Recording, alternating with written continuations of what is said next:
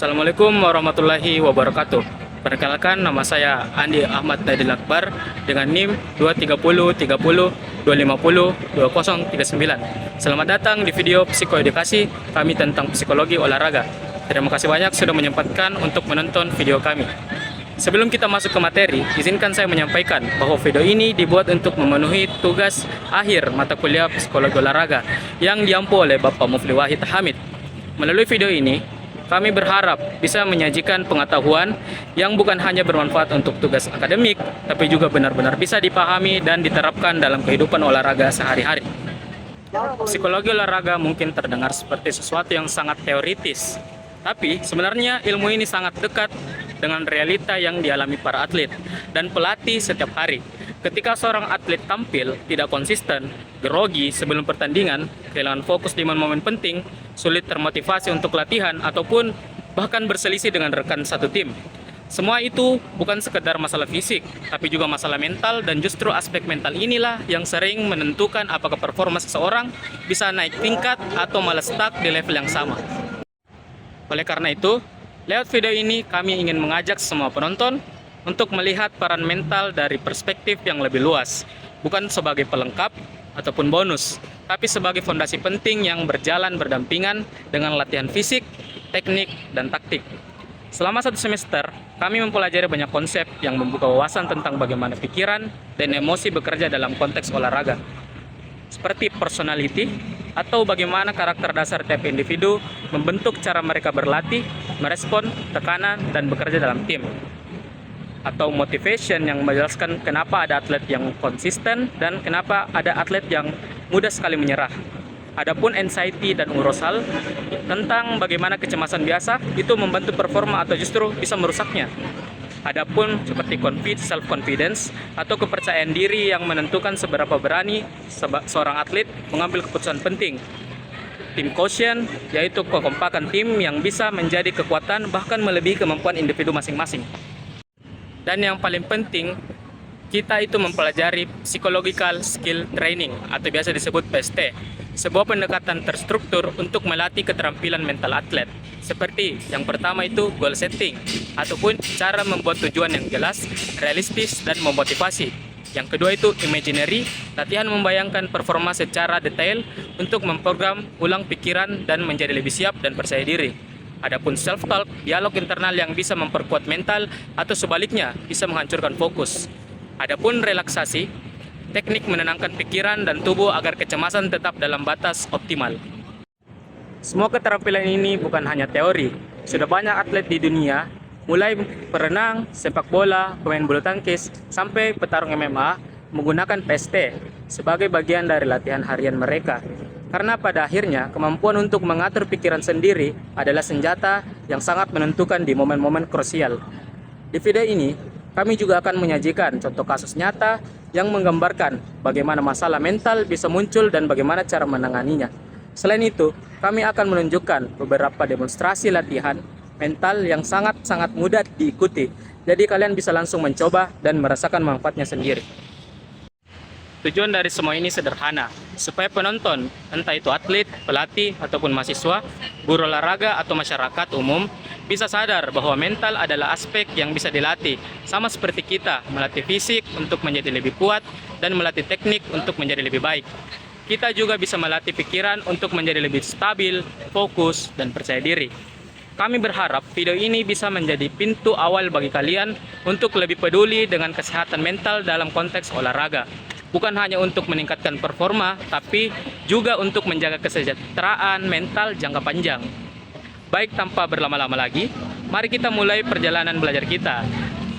Kita akan masuk ke materi pertama, dan pastikan kalian tetap bersama kami sampai akhir. Karena setiap bagian saling berkaitan dan saling memberi gambaran besar tentang bagaimana psikologi olahraga bekerja. Perkenalkan, nama saya Cesar Willy Biding Panggalo dari kelas PKOC dengan NIM 230302501053 akan membawakan materi dengan judul psikologi dasar olahraga. Ya, tanpa berlama-lama lagi langsung saja kita masuk ke materi yang pertama. Ya, yang materi pertama itu apa itu psikologi olahraga? Psikologi olahraga adalah cabang ilmu yang mempelajari bagaimana pikiran, emosi, motivasi, dan kepercayaan diri serta perilaku seseorang berpengaruh terhadap performanya dalam aktivitas olahraga. Dalam dunia olahraga, kita sering melihat bahwa seseorang atlet tidak selalu gagal karena fisiknya lemah. Seringkali mereka juga gagal karena mental tidak stabil atau down. Misalnya terlalu gugup, kurang percaya diri, atau tekanan komposisinya terlalu besar. Psikologi olahraga juga hadir untuk menjawab pertanyaan-pertanyaan seperti kenapa atlet tiba-tiba blank pada saat momen penting. Yang kedua itu kenapa latihan bagus tapi saat pertandingan malah drop atau kurang lebih dominan saat latihan. Yang ketiga itu kenapa ada atlet yang malah makin kuat mentalnya saat diremehkan. Ini menunjukkan bahwa olahraga bukan hanya aktivitas fisik. Ada proses mental yang berjalan di balik setiap gerakan. Selain itu, psikologi olahraga juga mempelajari bagaimana kegiatan fisik bisa meningkatkan kesehatan mental, seperti mengurangi stres, memperbaiki mood, meningkatkan konsentrasi, sampai membentuk karakter yang lebih kuat. Kita masuk ke materi yang kedua, itu dua fokus utama menurut ahli, yaitu Winberg dan Gold. Menurut Winberg dan Gold menjelaskan bahwa psikologi olahraga memiliki dua fokus utama. Yang pertama itu bagaimana faktor psikologi mempengaruhi performa atlet. Beberapa faktor mental yang berpengaruh. Yang pertama itu kecemasan dan tekanan. Ketika atlet cemas,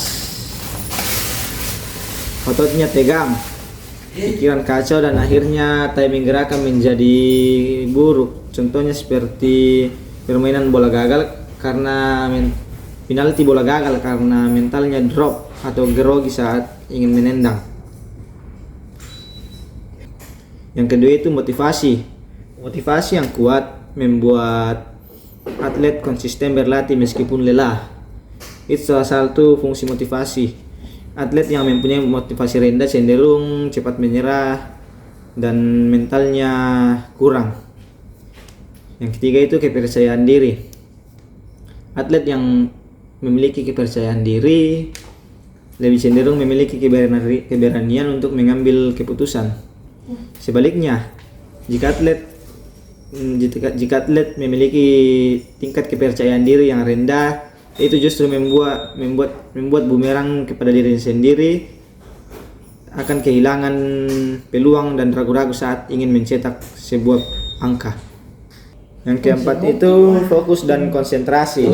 Dalam olahraga, 1 detik saja kita kehilangan fokus bisa menentukan menang atau kalah.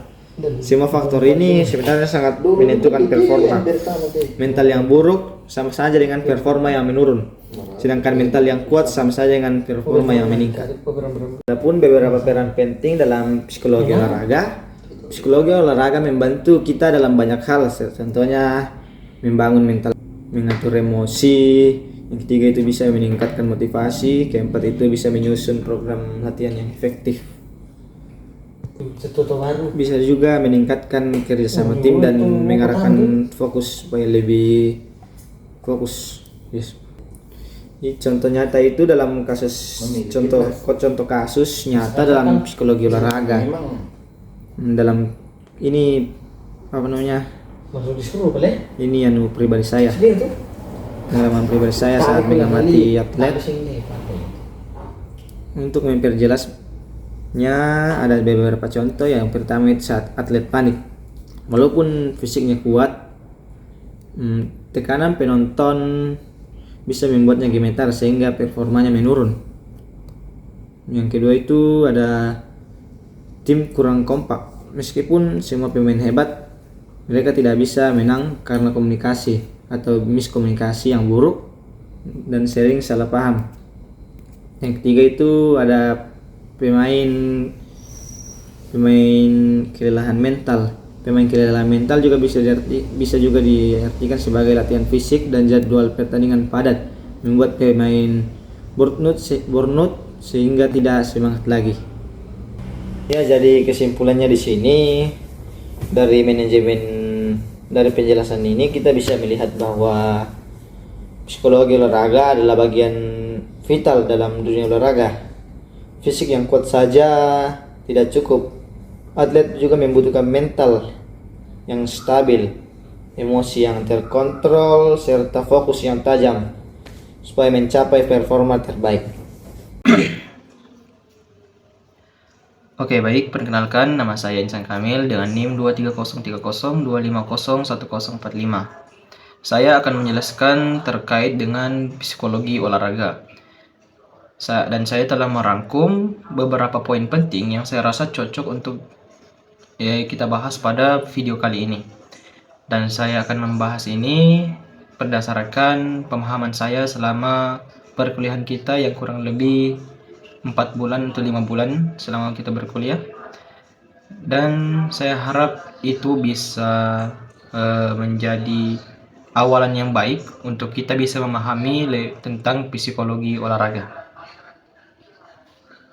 Oke, saya akan membagi beberapa topik pembahasan terkait dengan psikologi olahraga yang telah kita pelajari selama kurang lebih 1 semester ini.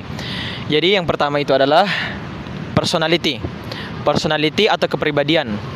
Jadi kepribadian atlet itu sangat memiliki peran penting terhadap bagaimana mereka bisa memanajemen tekanan yang mereka dapatkan ketika ingin melakukan kompetisi atau ketika ingin bertanding. Terus personality juga dapat memengaruhi self confidence, bisa memengaruhi juga fokus latihan mereka dan juga bisa memengaruhi disiplin mereka terhadap latihan.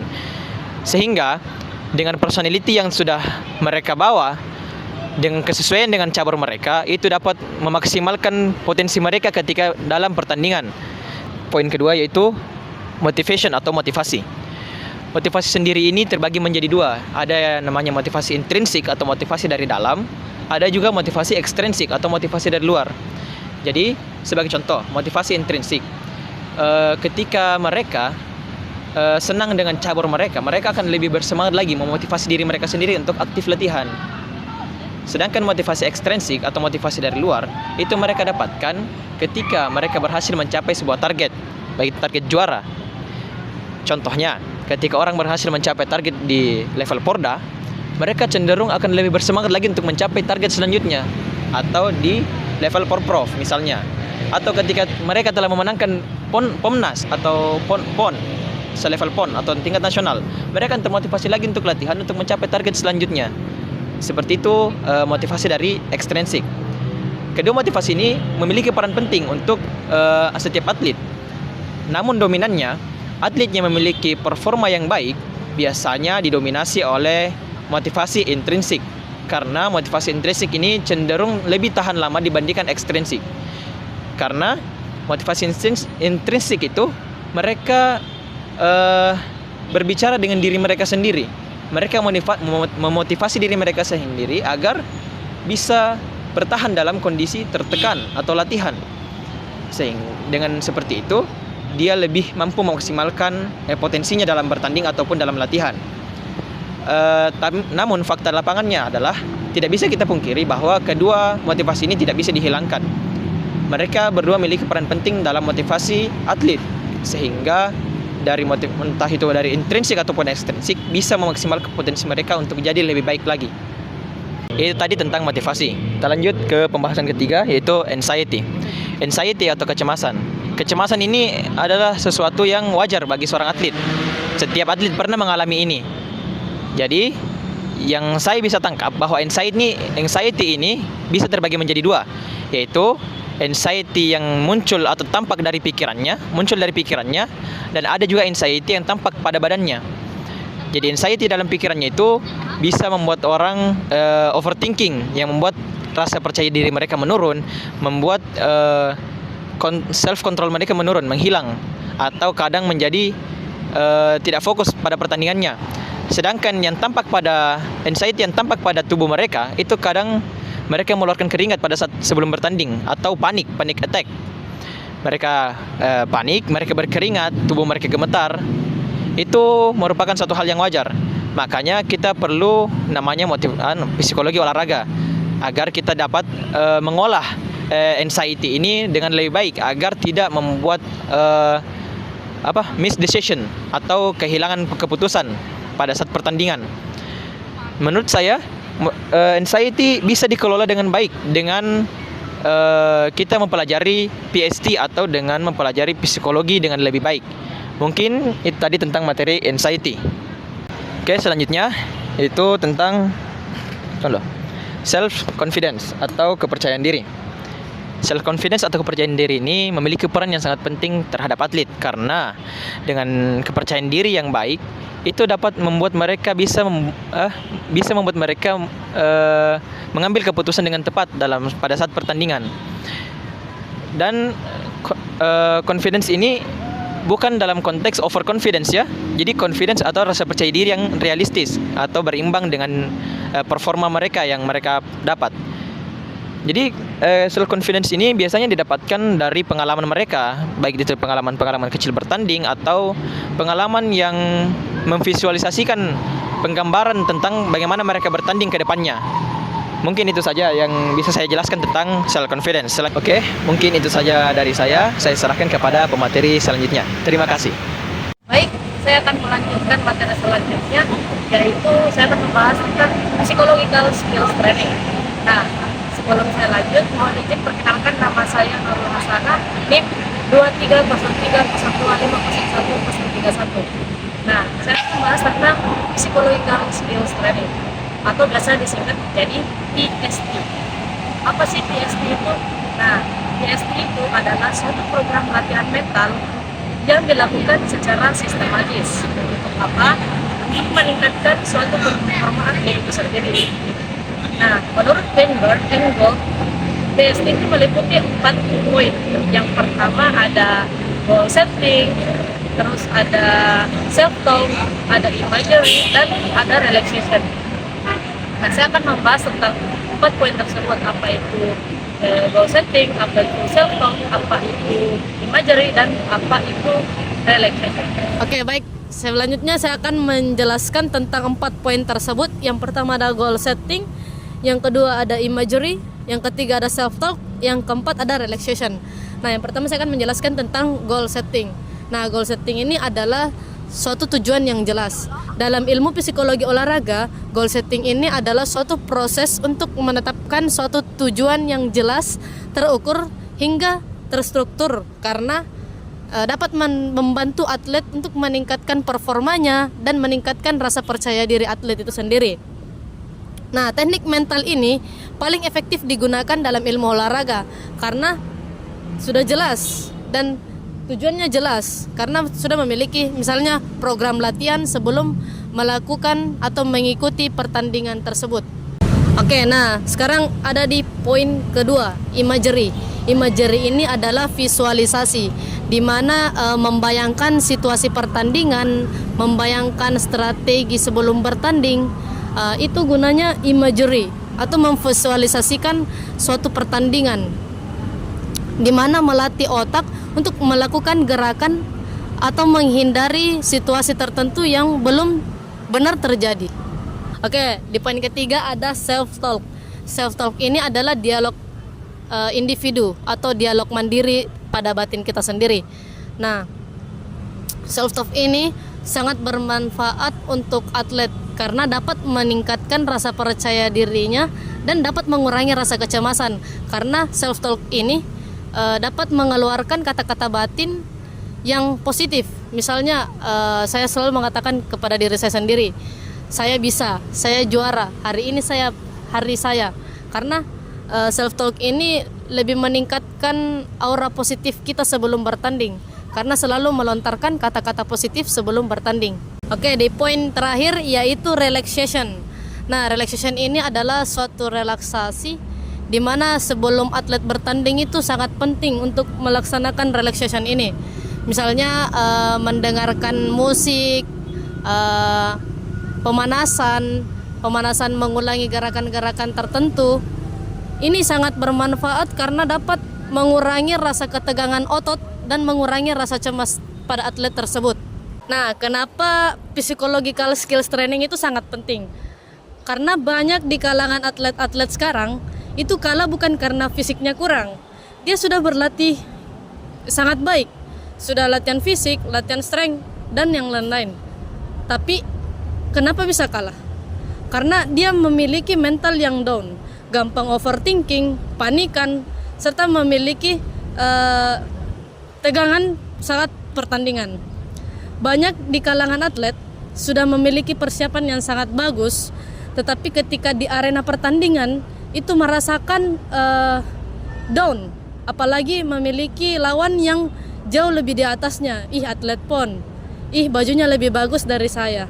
Itu mengapa penting ilmu PST tersebut, psikologi skills training. Oke, baik, perkenalkan nama saya Muhammad Isra dari kelas PKOC NIM 230 302 501 008. Nah, di sini saya akan menjelaskan tentang keterampilan dasar mental dan contoh kasusnya. Yang pertama yaitu goal setting. Goal setting atau penetapan tujuan adalah salah satu keterampilan dasar yang ada dalam futsal. Banyak pemain atau atlet futsal yang kehilangan motivasi karena tidak memiliki arah tujuan latihan yang jelas. Nah, di sini pelatihnya dapat memberikan atau menargetkan kepada pemain yaitu SMART. SMART bertujuan untuk meningkatkan kecepatan shooting sebesar 10% dalam waktu 4 minggu untuk meningkatkan atau untuk membuat latihannya lebih terukur. Kejelasannya, karena kejelasannya kuat atau kejelasannya jelas dan relevan, maka pemain dapat meningkatkan motivasi dan fokus mereka sendiri. Oke, materi yang kedua yaitu imagery. Contoh kasusnya yaitu pemain futsal elit sering pakai imagery sebelum kick off. Dia bayangin kontrol bola, alur passing, gerakan set play sampai finishing ke gawang. Hasilnya, rasa percaya diri meningkat dan menurunnya kecemasan diri. Imagery dalam futsal sangat penting karena permainan berjalan cepat. Pemain yang sudah membayangkan bagaimana ia menerima bola, memutar badan, memberi umpan cerdas, hingga mengeksekusi tembakan akan lebih baik secara mental. Dalam contoh tadi, pemain futsal tidak hanya membayangkan lapangan dan lawan, tetapi juga sensasi ketika kaki menyentuh bola, tempo dribbling, irama napas, hingga selebrasi ketika mencetak gol. Otak akan lebih terbiasa melihat keberhasilan atau akan sinyal yang dikirim ke tubuh untuk mengeksekusi dengan lebih tenang karena imagery membuat kecemasan turun sebelum pertandingan besar. Oke, materi yang ketiga yaitu self-talk. Self-talk merupakan dialog internal yang sangat mempengaruhi dalam permainan futsal. Pemain seringkali menghadapi tekanan karena ritme permainan yang cepat, sehingga pikiran negatif terjadi pada saat kontrol bola. Dengan mengenal self-talk dalam permainan futsal, dari yang pasti gagal jadi pasti bisa passing. Pemain bisa lebih beralih fokus pada shooting, bukan ketakutan. Oke, materi yang terakhir yaitu relaxation. Relaxation sangat penting dalam futsal karena intensitas pertandingan yang sangat tinggi. Kecemasan membuat pemain yang jadi tegang, salah passing atau membuat keputusan yang salah. Teknik napas yaitu 4-2-6. 4 tarik, 2 tahan, 6 hembuskan yang dapat menurunkan aktivitas saraf yang dapat memicu stres. Pada permainan futsal, tubuh menjadi lebih ringan dan pikiran lebih terfokus setelah melakukan relaksasi. Hasilnya, performa lebih stabil baik dalam bertahan, menyerang, ataupun melakukan transisi yang cepat menjadi kunci permainan futsal modern. Keempat materi keterampilan mental ini yaitu goal setting, imagery, self-talk, dan relaxation adalah fondasi penting buat atlet futsal untuk mencapai performa yang terbaik atau maksimal. Semua keterampilan bekerja saling melengkapi. Tujuan dari keterampilan mental ini yaitu memberi arah, imagery, membangun kesiapan, self-talk, yaitu menguatkan fokus dan relaxation, menjaga stabilitas emosi di tengah tekanan pertandingan pada saat permainan futsal. Bismillahirrahmanirrahim. Assalamualaikum warahmatullahi wabarakatuh. Halo semuanya, perkenalkan nama saya Mulyadi dengan NIM 23030-250-2013. Dalam video ini saya akan mendemonstrasikan beberapa latihan mental yang wajib dalam latihan olahraga, yaitu beating self-talk. Yang pertama itu demonstrasi imagery. Sekarang kita mulai dengan latihan imagery. Silakan tutup mata, tarik nafas perlahan. Bayangkan diri kalian sedang berada di area pertandingan. Dengarkan suara penonton. Rasakan lantai atau matras di atas bawah kaki kalian. Sekarang bayangkan gerakan terbaik kalian. Visualisasikan postur tubuh, kecepatan, kontrol, dan hasil sempurna dari gerak itu. Kemudian ambil nafas pelan dan bayangkan kalian sukses melakukannya. Pause selama 10 detik sampai 12 detik. Diam untuk memberi waktu. Oke, buka mata. Itu adalah imagery untuk meningkatkan fokus dan kepercayaan diri Anda. Nah, bagian ketiga yaitu demonstrasi self-talk. Sekarang kita akan latihan self-talk positif. Fokuskan pada kata-kata yang memotivasi dan menenangkan diri. Saya beri contoh. Ikuti suara pelan atau dalam hati. Aku bisa, aku siap, aku fokus, aku tenang. Ulangi dalam tiap tempo. Self-talk positif membantu meningkatkan keyakinan dan mengontrol pikiran negatif sebelum bertanding.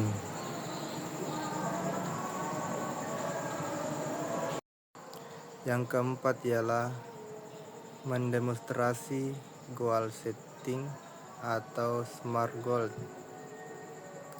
Sekarang contoh soal setting menggunakan formal SMART. Tampilkan kartu atau kertas pada kamera. SMART goal card. Yang kedua adalah demonstrasi relaksasi atau pernapasan. Selanjutnya kita latihan relaksasi pernapasan 4, 2, 6. Ikuti ritmenya. Atur posisi duduk tegak. Tarik nafas 4 detik. Tahan 2 detik. Buang nafas 6 detik. Ayo mulai. Tarik. Tahan.